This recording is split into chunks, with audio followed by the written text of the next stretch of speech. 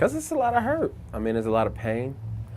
You think about history of people unreconciling an issue of pain, struggle, frustration, even violence, and moral degradation, spiritual suppression, like to think that I'm not a human being, or to think that at one point in time I wasn't considered a human being, to only think that it's only been like 40 to 50 years removed to the point where my mom and my father could actually go to, or my grandparents could actually go to any school of their choice. Like, this is not that far away from us. You go to certain parts of the country, people are facing this. And then there's also frustration on the other side, you know? And so when there's pain and there's conflict and there's hurt, it's hard for people to really be authentic about the issue. But the reality is that's the only way that it's resolved, is by communicating. And the problem is that we think it's going to be solved in one conversation. Like, that's a false expectation. You got to realize that this is going to take years of communication, years of reconciling.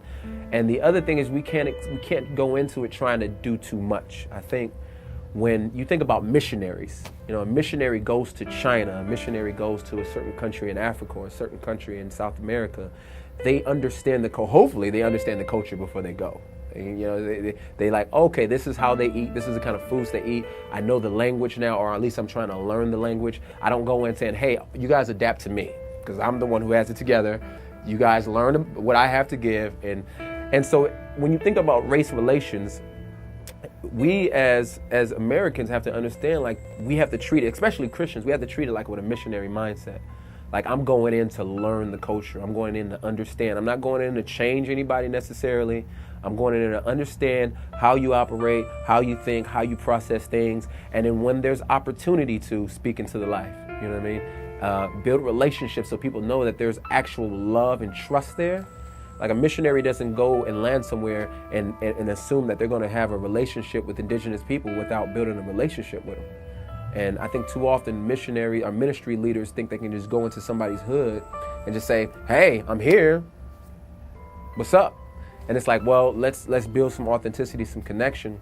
And a lot of times people still, and if you want to go on the other end, a lot of people who've been on the bad side of the hurt and the pain hold on to it too tightly, and they don't want to let go. You know what I mean? They feel like it's some sort of like pride thing, like, you know what, no, I'll never ever release this hurt, this pain that I have. I mean, we all got parents, like, when you do something to your parents, I'm going to remember this. You know, it's like, come on, like, eventually we got to like reconcile this thing so that you don't hate me for the rest of my life, you know?